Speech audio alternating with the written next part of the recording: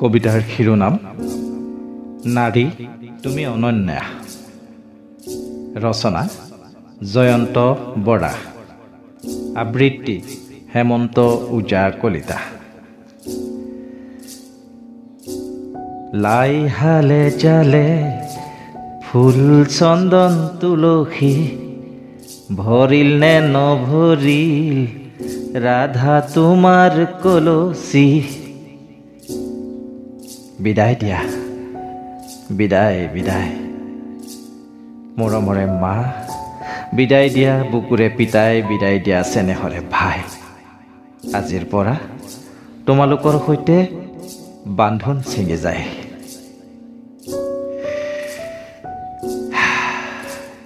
এয়াই প্ৰকৃতিৰ নিয়ম। এগৰাকী নাৰীৰ চিৰযুগমীয়া ত্যাগৰ মহিমা মহত্ব। দুচকুত হেজাৰ সপোন দেখে। সপোনৰ ৰাজকুমাৰৰ নামত ৰঙা সেন্দুৰীয়া জীৱন গাথা সংযোজিত কৰি। ৰঙা সেন্দুৰৰ মৰ্যাদা ৰক্ষা কৰি, বংশ মৰ্যাদাৰ মান সদায় উজ্জীৱিত কৰি, নীৰৱে সহ্য কৰে জীৱন পৰিক্ৰমাত অলেখ যাতনা।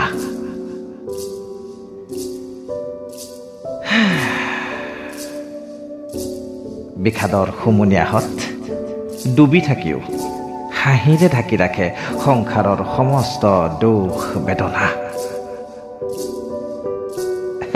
ভগৱানৰ অপূৰ্ব সৃষ্টিত আপুনি পুৰুষ, কিন্তু আপুনি পাৰিবনে আপোনজনৰ পৰা আঁতৰি এই জ্বলন্ত উদাহৰণক আঁকোৱালি ল'বলৈ?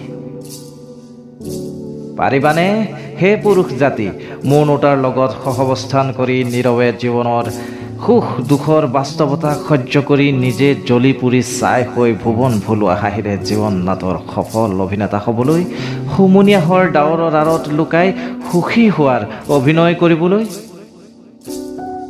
হয়, আপোনাকে সুধিছোঁ, সঁচাকৈ পাৰিবনে? মোৰ বোধেৰে কেতিয়াও নোৱাৰে, কাৰণ আমাৰ সমাজ ব্যৱস্থাত আপুনি এজন পুৰুষ। সেয়ে নাৰী তুমি অনন্যা, নাৰী তুমি মহীয়সী, ত্যাগ ধৈৰ্য সহনশীলতাৰ জ্বলন্ত প্ৰতিমূৰ্তি।